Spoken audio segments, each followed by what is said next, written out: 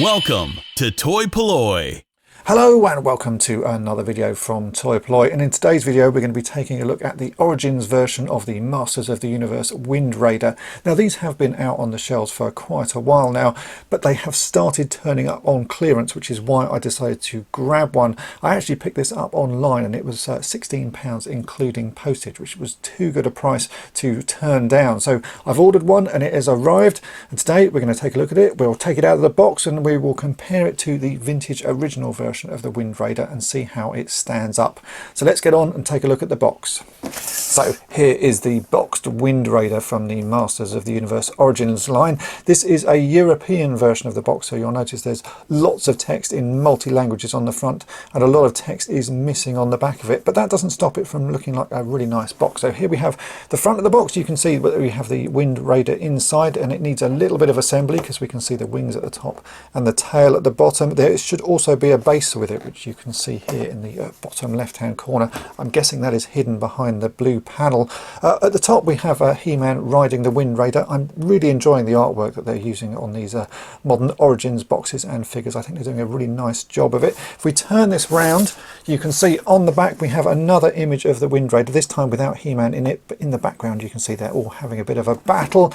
And then we have the sort of instruction panels on how to use the Wind Raider, and because this is the European version and most of the text has been removed, there's some text here but it is in multi-languages. So you can see here it shows you how to fire the anchor out of the front, also how to pull the anchor back in. It says there that the figure is not included and some Masters of the Universe figures may not fit inside, and then it also shows you how the sort of display base works with Castle Grayskull. It also shows you some of the images of the other toys that were available at the time. So we've got Castle Grayskull, Battle Armor He-Man, Battle Armor Skeletor, obviously the Wind Raider, and Buzzsaw Hordak. All of the rest of the text, although it looks like a lot, it is just multi-language text. So you get sort of one little line in English and then the rest is sort of multi-languages to save having to reproduce boxes for various languages. If I turn this around to this end, you can see there's another nice little bit of artwork with Man-at-Arms having a battle there with Merman and Beastman, and a vehicle that we haven't yet had released, so maybe that will be released at some point. You can see this box actually has a bit of damage. This is how it turned up. I'm guessing at some point someone has sort of cut open another box and slightly cut the end of this box. It's not an issue for me because I'm going to be opening it, but a bit of a shame if you were buying this to sort of keep in box. And at this end, what have we got there? Well, a little bit more of a battle going on. So it is a really nice box. I do think the artwork on these is fantastic, but what I really want to do is open this up and see what the Wind Raider looks like. So let's get this out of the box and put it all together, take a look at it and compare it to the original as well.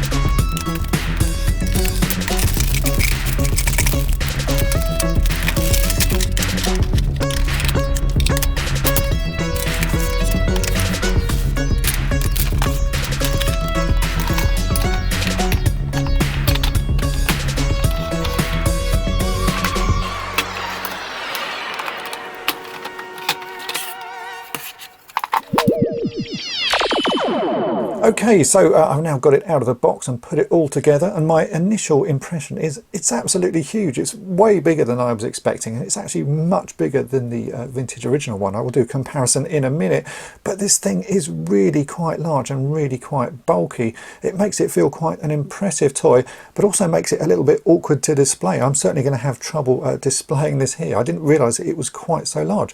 But having said that, it really is lovely. There's so much detail going on, and it really does feel like the sort of vintage original one, with all of the sort of the features and elements to it, but with more stuff added.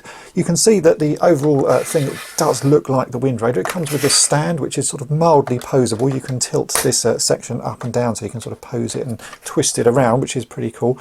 But really, you want it off the stand because then you can properly play with it. And to do that, you just have to unclip this at the bottom, and that detaches. So here is the stand. You can see you've got a little ratcheted peg here, which is how you are able to sort of rotate and angle that. At the back there's a little control panel. This comes in a few pieces that clip together, and some of them feel like once they're sort of clipped together, you're not going to be able to unclip them, but I reckon you probably can. But by pushing it from the underside. So anyway, there is the display piece, the display stand. That also looks like it fits in with Castle Grayskull because it's the same sort of stone base to it.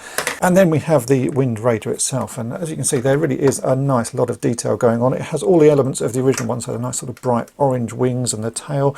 Even the stickers are very reminiscent of the original one. A slight issue I have with the stickers is that they are badly applied straight out of the box. I like applying stickers, and I take a lot of time applying them and applying them properly, but you can see here this one is all rucked up and there's a fold in a couple of these sort of rear section stickers. I just think that's a bit of a shame. I would have preferred to have a sticker sheet in this and actually applied it myself. Then you've got the sort of anchor or the hook at the front. This does actually fire out now. On the original one it didn't, you just sort of pulled it out. On this you can fire it out by pressing this button. So if I do that, it will fire out, and it fires out pretty long way. The string is not particularly long. I think that would fire a lot further if you didn't have the string attached, and then you can bring it back in by rotating that around, and that just hooks in the front there. It's a nice little feature, and I like the fact that this is now spring loaded. The wings rotate as they did on the previous ones, and they are just clipped in as well. I imagine we can unclip them just as easy, so for storage you can take those wings out. Then if we turn it round, you can see there is this tail fin as well, which just about rotates left and right. The original one rotates a lot easier. This is sort of quite firmly held in place. There's a fair few stickers on this. We've got the engines, we've got this detail here, we've got a few around the cockpit where He-Man is to show sort of control screens and that, a few at the front. And yeah, it's not a bad looking toy overall, but let's compare it to the vintage original one. So here we have the two versions together. This is my vintage original one, and as you can see, it is considerably smaller than the modern version. I was always very happy with this as a toy. It's a nice sort of size. It's a good handheld toy size. The new one feels so much more chunky. It really is quite a weighty thing. I think a child may actually have trouble sort of flying this one around. The original one is really, as I say, a sort of single-handed toy. You can actually fly that around quite easily. This one feels a lot weightier, but overall I think the modern version is a nice sort of take on this vintage original. They've certainly taken all the key details and all the key markings and turned it into a sort of a modern toy that fits modern figures. And for £16, you really can't go wrong, so it's well worth picking these up. One issue I am noticing with this toy, apart from the slightly badly applied stickers, is how loose He-Man is actually in the seat. He can hold on to, there's a couple of grips there that he can hold on to, but even holding on to those, he really does wobble about and keeps wanting to sort of fall down into the sort of well of the seat. It just feels like he's not particularly well held in, and yeah, it's a bit of a shame. So every time you sort of move this around, He-Man tends to fall out. I can't get his hand to grip on enough to sort of make him stay in the seat properly, unlike on the original one where they are really sort of firmly held in place and you don't feel like that figure would fall out.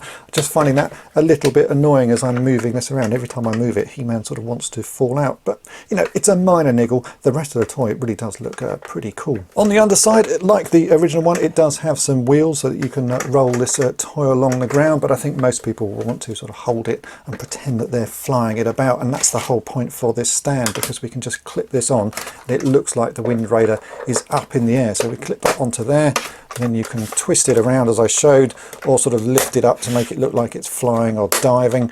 It's a nice thing to have a stand, because certainly it makes it an easier toy to display, and I think this stand does a pretty good job of that.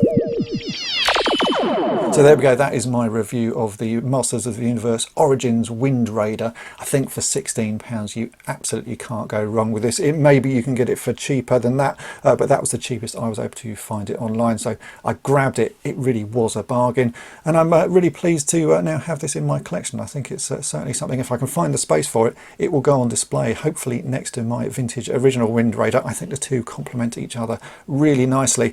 Hopefully you have enjoyed this video. If you have, then make sure to hit the subscribe button and tap the bell to be notified each time I upload a new video. And thanks for watching. Thanks for watching Toy-Polloi. Subscribe for more great videos.